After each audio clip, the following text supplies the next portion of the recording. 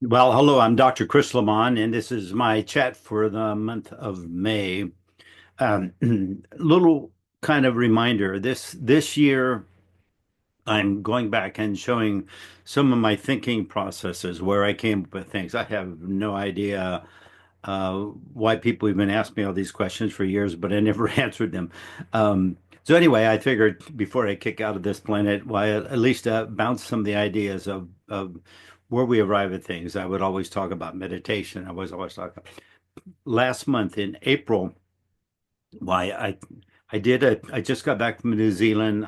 We went on that trip hiking with a friend who's a musician and a journalist. He's very knowledgeable, and so him and I were debating ideas and topics and whatever. Some things we agreed on, some things we didn't. None of it was important.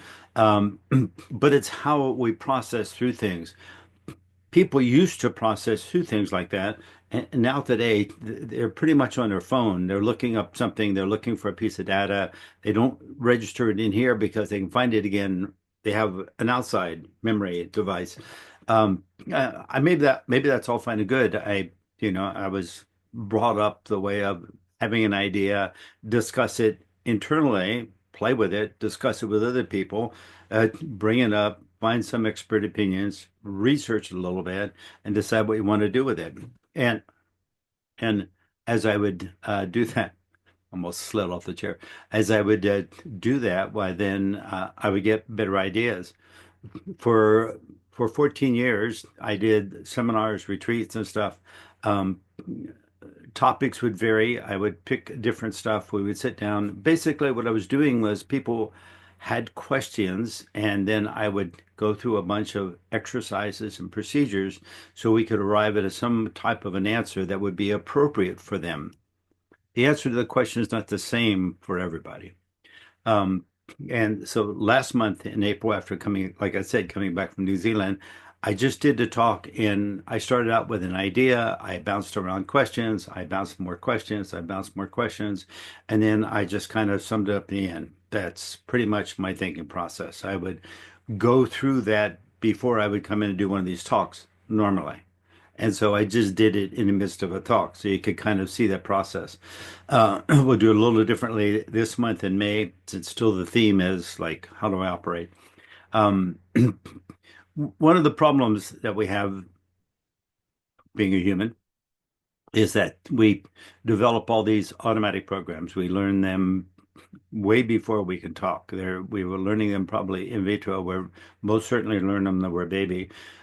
Baby spends that first year just trying to learn homeostasis. How do you balance the body? All those are elements of its learning, right? All that learning information is stored somewhere into a pattern of responses that fire off. Um, it takes about 3 seconds for one of those pattern responses. Most of what you're dealing with when you're 1, 2, and 3 years old is surviving. You got to figure out how to survive on this planet. You're coming in and you got to, like I said, you got to figure out how to how to swallow, how to breathe, how to move, how to function, how to walk. Lots of complexity. You start to learn those things, you store them all out in pattern responses. Pattern responses tell you that that didn't work. It's typical learning. Like you you always put your keys at a certain spot. Hey, that works pretty good because you remember that's where you put your keys. The first time you don't put your keys at that spot, oh my goodness. It's like no clue. You got to go backtrack. You got to go back and figure out, come on, we've all done this already. One time I had the keys in the freezer, right? I came home with groceries. I put them away. I had the keys in my hand. I put them in the freezer with frozen food. I was for a whole week looking for my keys. And then finally I got some meat out of the freezer and there my keys were nice and frosty. Uh, that's just the way we humans operate. We like things in pattern response. When I say a pattern, I just simply mean that's the redundancy of. We are really good at taking an imagined idea. That's pretty much what you were as a baby, an imagined idea, and bringing that into form, which is what we do. And and those elements of how to do that are not linguistically structured. They're not something sitting around telling you a story.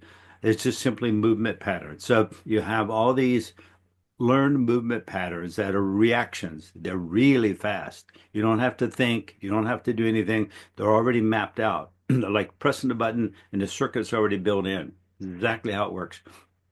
Takes about 3 seconds to fire one of those. Takes about 90 seconds to overrun it. So if all of a sudden you have you would recognize it as kind of maybe perhaps an emotional reaction. You jump, there's a bug flying at you, you kind of jump back out of the way. It's amazing how fast we can move out of the way. Um, but sometimes it doesn't work. And so those quick responses are sitting there, and then it takes a little while. Just for example, say you're hiking on a trail and you see something on the ground and it looks like a wiggled and you jump back and it looked like a snake at first. And you're kind of like a snake and you're trying to figure out what you're going to do. Already your body is in reaction and it's already preparing itself for fight or flight. It's ready to run. It's getting geared up. You've got a few seconds to tell a different story.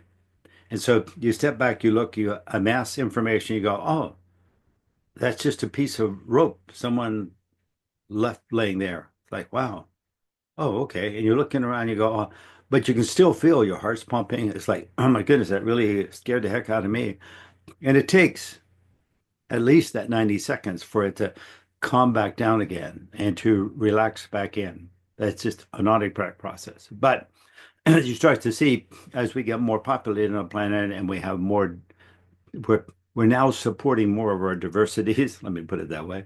So what we happen is we have more debate. I said I spent 2 weeks debating with a journalist, and he was well informed. He was probably right most all the time, but I still like to bicker back and forth. It's just fun, right? It's fun looking at ideas and seeing things from a different view. We went to some tribal people and watched them dance and do some of their routines, and it's like it was practice sessions. It wasn't tourists there. It was really nice. We got to talk to them. All those things are fun to do, and we get to see other people's viewpoint, which is enriching to us. That's the whole idea of us living on a planet, interacting and having the same ideas, different ideas. How do we negotiate? How do we learn from different ideas? What do we do with that? Right? That's it, right? So I'm looking at this for right now, for this, I'm looking at this response to these crazy patterns, which everybody reacts to and then goes off the deep end and then winds up apologizing the next day or being mad for the next 20 years or whatever, right? And so how does that play out? How can we get around that 90-second thing? Well, when I was a kid back in the 40s, uh, the rule was count to 10. So when something happens, you go 1, 2, 3, 4, 5, 6, 7, 8, 9, 10. Maybe that's not 90 seconds, but most certainly that was like the go-to. That was the common thing. And other kids knew it. And even today, when I talk to people that are maybe like 50 years old, they had heard, yeah, I count to 10, right? Then, not too many years ago, a woman named Mel Robbins came out with an idea, and she says, count to five backwards. Five, four, three, two, one. She became the number one female public speaker in all the circuit of, uh, with her idea. Got the, that's most certainly not 90 seconds, but she did a nice job of being able to package it and sell it, right? I don't have a problem with it at all. So five, four, three, two, one, a little bit too fast for me. I was for a while counseling people, and that's my background's in psychology. I was counseling people at a church organization, a rather large church, had a big population, and people had marital problems, people had problems with their kids and whatever.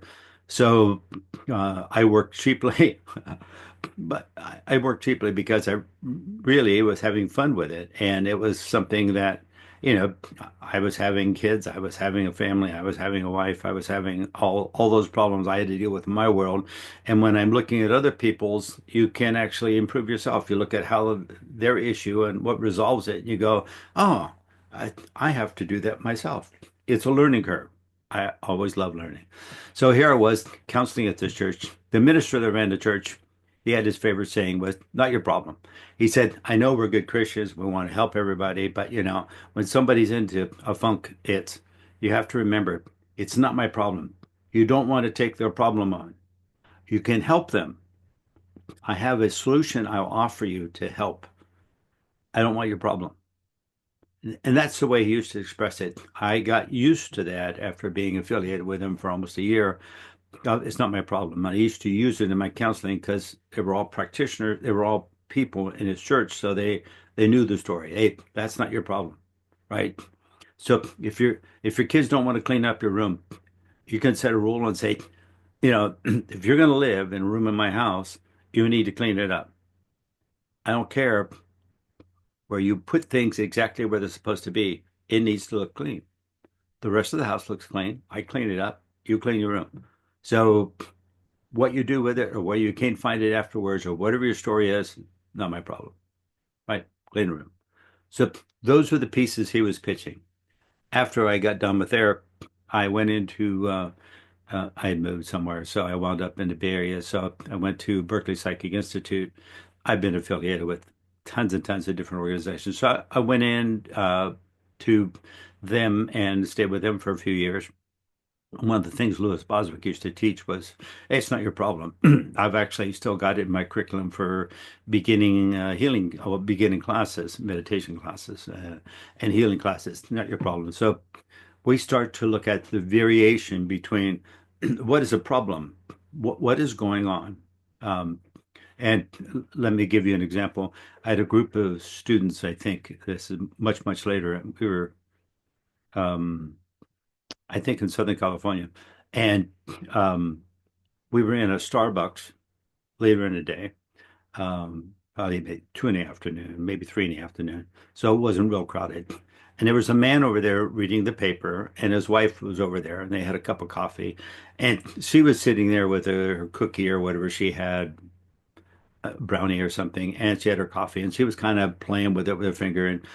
And you could see she was a little irritated. She and her husband decided to go to Starbucks and sit and talk for a little while, and he's just reading the paper, and she's stuck staring at the back of the newspaper. So my group was sitting there and we're people watching, right? And I'm saying, do you understand this is a problem in female communication? Look at their age. They were about 50 some years old then, and this is like, a long time ago. So, you look at maybe like 70 years ago. But it was about 50, they were about 50 years old. And I said, she wants to sit there and have a conversation with him. And he wants to look at the paper because he wants to see what's going on in the world because he's trying to figure out what do I need to do. His question is, what do I need to do? And her question is like, how do I get communication going? So we can fix that. So I said, so I had taught him a few techniques and we tossed a little energy up there. I said, now remember, this is not your problem. We're not fixing this. We're just influencing them. My idea of an influence is to be able to all of a sudden be inspired to say, hmm, I'll check with my wife. I'll check in with her, see what she's doing. What's she thinking about? I haven't looked at her in a few minutes. So we're sitting there with 6, 7 people across the Starbucks, and all of a sudden, the guy folds the paper, puts it down, and looks at his wife. It's his wife. He likes her. So he's looking at her. He's kind of got a smile. And it's like, and she's looking up and she goes, oh, finally. It's like, wow. And then she starts her conversation, but she's saying, "Well, what do you think of this? Oh, what do you think of that?" She's fishing for his opinion.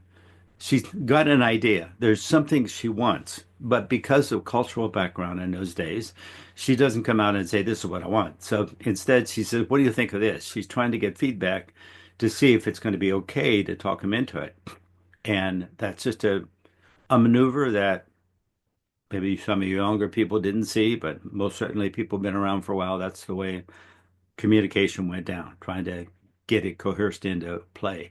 And and so she was doing that. And after a little while, he's sitting there in his brain thinking, what in the hell you want me to do? Just tell me what you want me to do. And she is thinking there like, well, I'm trying to be nice. So it's like, if you like this, maybe we could do this. Maybe she's trying to talk him in, not knowing exactly what he's thinking. It's an interesting. So I got my group sitting there and all seeing this. They're all feeling this. They got a sense of this. Like, wow. And pretty soon he's looking at his wife and is like, okay, this has been too much time. He picks the paper up and he's back into the paper again, and she's over there playing with her cookie again. And and that's it in life. Yeah. And so I'm looking at my group and I said, now, that's not your problem, but you might live in some of that. So you don't fix their problem. I'm not sure we could, but you can fix yours. Do you have that same problem? What is, how do you approach things? Can you have a question with your partner? Do you talk straight with your partner? Do you have, what are we doing? Our culture put together a package of this is the way it's supposed to be. It's I could throw out stories. I think in 1957, if I remember correctly, an attorney in Britain lost his license as an attorney because the maid reported him. He was allowing his wife to read the newspaper. They took his license away. I mean, that type of thinking is kind of unbelievable today, but that type of thinking occurred. It's like there was a certain protocol that you did, the Betty Crocker cookbook reality world. All right. So yeah. So when we look at things along those lines, I liked not my problem. So that's just because I started to recognize they have a problem. You can see that problem and you can't fix that problem, but you can come over here into this package and search in here. What do I have that problem? Do I communicate clearly? I, I'm 81 years old and married, and I don't always communicate clearly, most certainly. And my wife has been through a lot of these classes, and she's really quick to tell me, you're not communicating very clear. What is it you're trying to do? Like, oh, yeah, right. Okay. Uh, some things are hard to learn, right? And the same thing, she doesn't always communicate clearly. She'll talk about something and she'll have an idea, and then we're going a different direction. It's like, oh, okay, that's all right. That's just the way it works. It's not a problem to solve. Not a problem to solve. You just look at that and you say, how do I do a workaround? How do I have it? And sometimes she'll say, I want to do this. And I'll say, okay, go do it. Calling me out of it. I don't want to do it. So you go do it. It's like, oh, all right, whatever. I'm good. I'm good with it. Do you understand? That's better communication.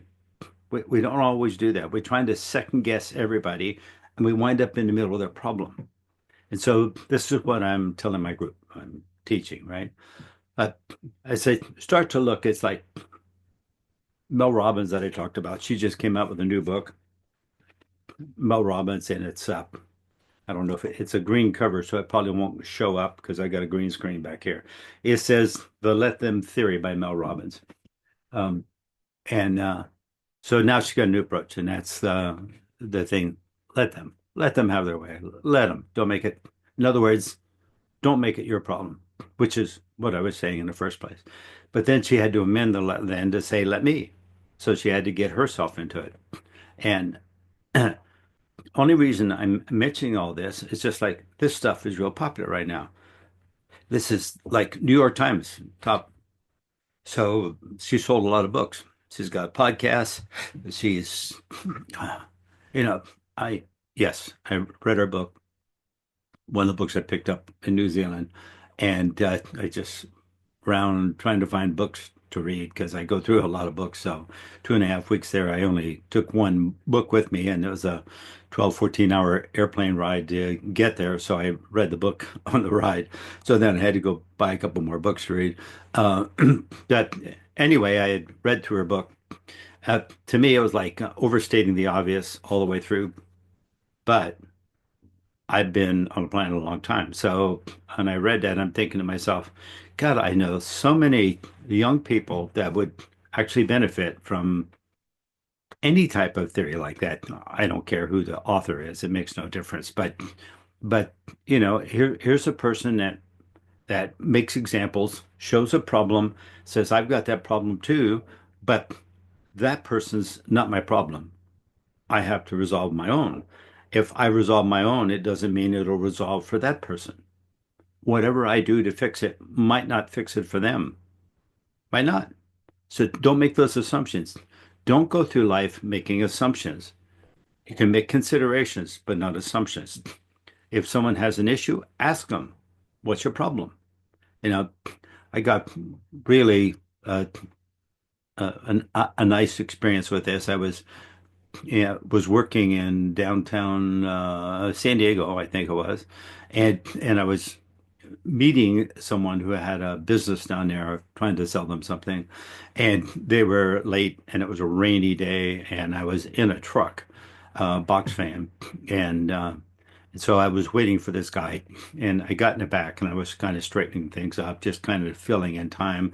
I was actually about 20 minutes early, and he turned out being about 10, 15 minutes late. And I'm sitting there, and there was a bus stop for handicap not too far behind where my truck was clearing. And there was a guy sitting in a wheelchair, and it was raining out there.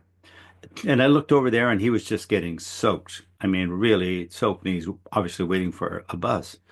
And and I'm thinking to myself, wow, um, in the back of this truck, I have a sweater. Um, it's an old sweater that I had. It's clean. I put it in a plastic bag. I put it in a truck because sometimes when you're out there at 5 in the morning, it's cold. And so I might put the sweater on in the morning somewhere and then take it off the afternoon, put it back in that bag. So I've got a sweater back there. But here I am in California. I haven't used the sweater since I was in California. When I was in Tahoe up there, I used the sweater when I was in different states, Nevada. Yeah, different story, right? I haven't used it for a long time. And that guy's a mess. So I'm going to go give this sweater to that guy. It looks like it fit him. He's a pretty good sized guy. And I'll give that sweater to him. And it's in a bag. And then when he gets wherever he's going on the bus, he can change out sweater. And so I went over and I said, I see you're waiting for a bus. And he said, yeah. And I said, you're really wet, man. He says, oh, I know, I'm drenched. And he said, I got a sweater. It's in a bag. When you get wherever you're going, you can take and put that sweater on, get your shirt off, and maybe dry it out a little bit, and maybe find some comfort in that. And he goes, wow, thank you very much. And then he looks at me and he says, do you have a pair of pants with a 36 waist? And I said, no, I don't have any pants on the truck. And he said, I had an extra pair of pants and someone stole them. And he said, and I made a mess in these pants and I'd like to be able to change them when I get to where I'm going. And I don't have a spare pair. And I'm going like, wow. Uh, actually, I walked back to the truck and I was thinking I ought to just go down the road and buy a pair of pants. And it's like, and then all of a sudden I'm going like, no, not my problem. Not a question of being nice. I've already been nice. I've already been considerate. I could sit there with him for a week and be solving his problem forever. Right? I'm not advocating you don't be nice. I was nice. I'm advocating don't solve his problem. So, yes, he's in a wheelchair. He's got conditions. Yeah, it is what it is. It's going to continue for him forever. So, can't solve that problem. It's a thin line, but it makes a really, really big difference. Why does it make a big difference? Because when you do something of consideration, what you're practicing is to be considerate of you. Now we're back to that 30-second, 90-second game. When all of a sudden you're fired and all of a sudden you get irritated because of something and you feel that come up, or you get offended by something, or whatever fires you off, and you start to feel that emotion come up, you've got to be able to say, now I have a problem, my problem. So I've got to be considerate of me. I have to do that. So I have to now get out of this fast track, which is taking me into being pissy or to being depressed or being anxious or wherever it's taking me. I need to go a different way. So I need to come up right now. I need to come up with a better story. That's why I use stories. Right now, I need to come up with something, another option. Uh, all I have to do is ask myself a question. If I was going to go on vacation this year, where do I want to go?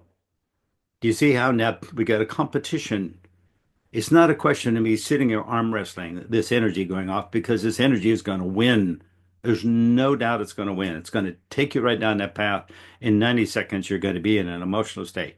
So, in that small window of time, You simply go, I need to have a distraction. That was the whole idea. One, two, three, four, five, six, seven, eight, nine, 10, right? That was the original idea. Or count to five backwards, or not, or let them theory. All those theories, all those ideas, I don't care whose you go with. But at that point in time, you really need to be able to say, wow, I got to get out of this. But I don't get out of this by thinking about it because that puts me deeper in it.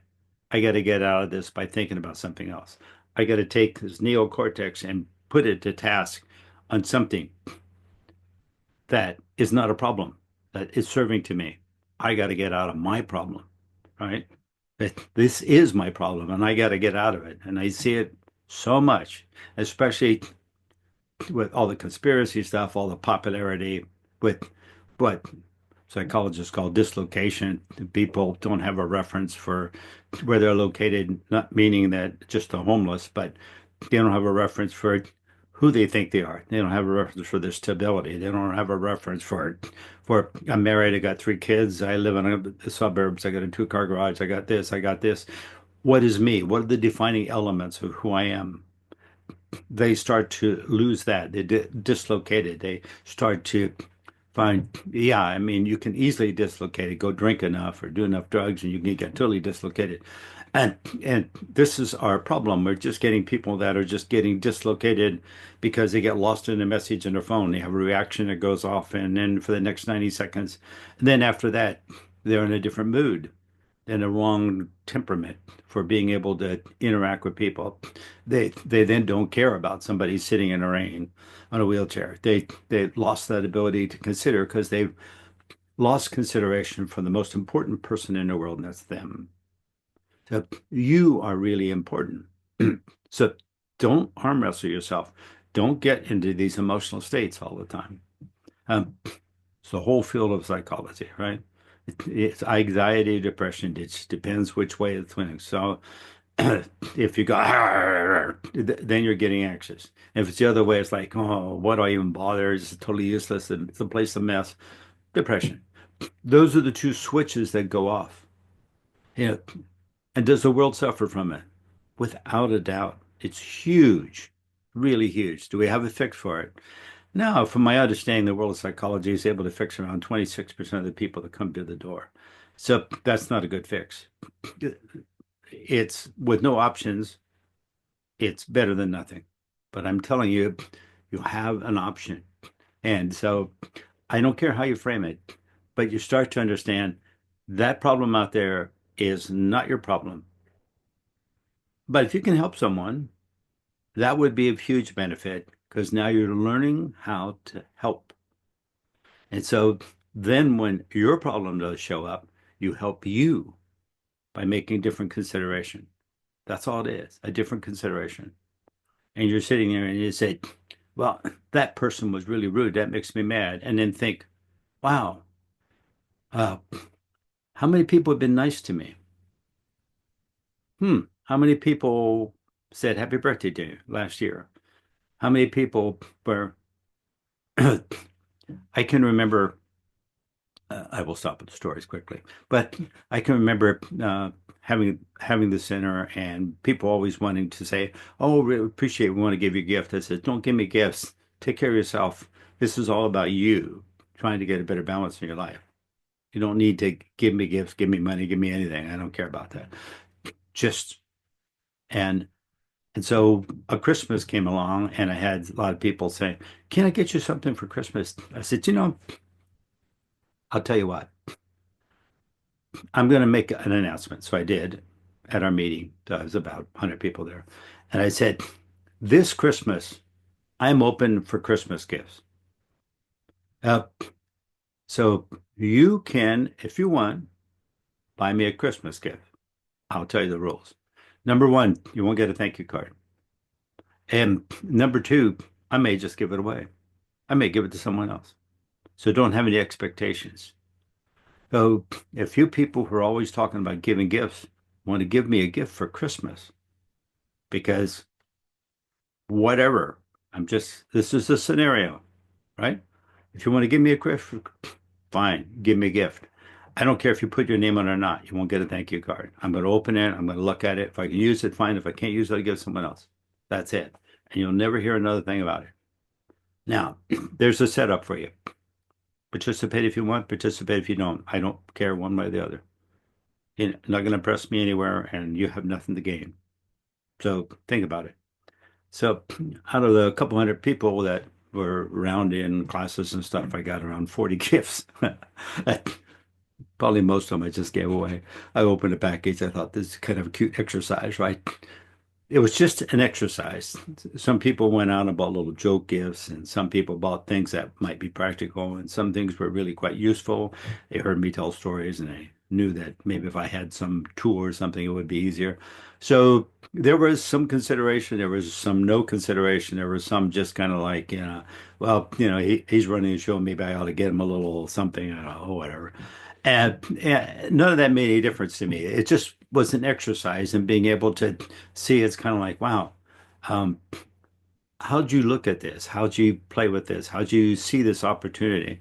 So then afterwards, I did an announcement of after Christmas was over, and I said, okay, now we're going to be talking about New Year's resolutions, but one of the resolutions you can make is you can start to take a look and see where your framing went for those who did buy me a gift, and where your framing went for those who didn't buy me a gift. Buying me a gift, I told you, is not your problem. No way, shape, or form. I didn't even show any appreciation, right? None whatsoever. If you bought me a gift, you would normal person would say, I'm never going to do that again. Okay, that's cool. We got it. So if you're being considerate of me and you're doing that piece, I said, be considerate of someone helps you be considerate of you. You guys get an A+ for that. Not for the gift. I give a damn about the gift. But for playing the game, you get an A+. For the rest of you guys, fine. I'm sure you made consideration somewhere else. I just want to keep you on focus. This has to be considered. And you really have to be able to say, wow, uh, what do I do with this emotion? It will just get you into a state, a mood, a state that sometimes can last for days. People called mentally ill people wind up in institutions for being in those states, right? It's really scary. I've had so many people that they would be very, very balanced and then they would go into a rage state. Like, wow, they had no control over that 90-second trip that goes off. They can't get on the other side of it in 90 seconds. They're going to go down the path. So just very easy.